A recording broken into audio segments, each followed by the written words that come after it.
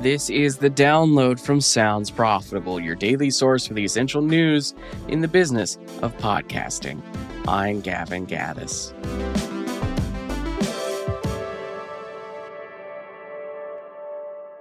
Here's what you need to know for today, Tuesday, August 18th. First up, Spotify says a bug, not a policy, made a podcast ad look unskippable. Spotify has corrected the record after a widely shared video appeared to show an unskippable podcast ad on its platform. In a statement to Podnews, which had published the video and which the download relayed yesterday, the company said, quote, Spotify does not make podcast ads unskippable.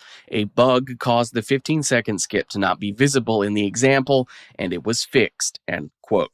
Spotify added that the skip function works on both free and premium listeners, and that its separate skip ahead test, which lets premium subscribers jump forward more quickly, is a distinct feature. Next up, YouTube changes how views are calculated. Beginning August 24th, YouTube will count a view the moment a video begins to play from the very first frame, meaning even a 1-second play now registers, according to Podnews. Public view counts will grow substantially while carrying less meaning since minimal watch time now qualifies.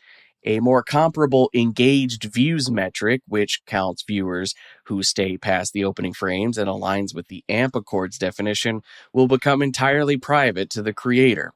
It stays available in YouTube Studio but disappears from public pages and the YouTube Public Data API, cutting off third-party rankers and data companies from engagement data that unless a creator grants access.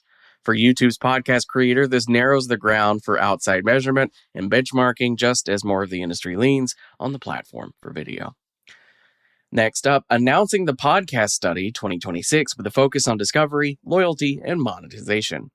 Point-to-point marketing and strategic solutions research are expanding their 2025 collaboration into the Podcast Study 2026, a national research effort examining podcast discovery, listener loyalty, and monetization, co-sponsored by Crooked Media, NPR, and PRX. The study tracks the full engagement funnel from word of mouth, social clips, and platform recommendations through the point a follower becomes a super fan and segments behavior by listening intensity, gender, age, and radio use. Findings will be presented September 14th and 15th at the Sounds Profitable Business Summit in New York, followed by free industry webinars. Quote, nobody is handing them a map. This study tracks the entire engagement funnel, discovery, loyalty, and the point where a follower becomes a superfan, end quote, said strategic solutions partner Hal Rood. In a related post on what happens as ad skipping gets easier, Point-to-Point CEO Tim Bronsel framed Spotify's easier skipping as an opportunity, arguing the study's real question is why, quote, one of the most valuable forms of advertising will be the advertising they choose not to skip, end quote. A launch Inside Radio has also detailed. Next up, ESPN cut the payroll, Netflix and Spotify bought the talent, and stole my vocal cords for half a second there, apparently. The Streaming Wars reports that NFL insider Tom Pelissero, out at ESPN less than a month after it absorbed NFL Media and consolidated overlapping roles, has landed at both Netflix and Spotify-owned The Ringer. Netflix hired him as a sideline reporter and contributor across 5 NFL broadcast windows, while The Ringer added him as a co-host of The Ringer NFL Show and a weekly guest on the Bill Simmons podcast, using him across the full season in podcast, writing, and video. The piece frames the split as one institutional job becoming several targeted assignments, with Netflix gaining, quote, credibility without carrying the entire institution, end quote, and Spotify monetizing year-round output through advertising and premium engagement. It also warns the project-based hiring erodes newsrooms that once funded younger reporters' development, a shift that reaches directly into how podcast networks court and sustain talent. And for our final top story, Rhapsody Voices turns creator fit into sponsor growth. A Magellan AI case study details how Rhapsody Voices, a boutique network of more than 30 shows generating over 15 million combined audio and video plays, use the analytics platform to match individual shows with the right sponsors as it scaled beyond manual research.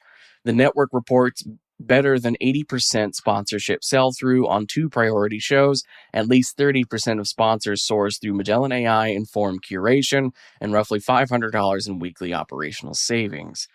The example points to how data-driven creator-sponsor matching is becoming standard practice for smaller networks trying to grow revenue without giving up a curated approach. As for the rest of the news, Bloomberg has hired Cheryl Brumley, the Financial Times global head of audio, as its new head of podcasts, where the London-based executive and former founding producer of The Intelligence will set editorial and creative strategy for its growing podcast slate.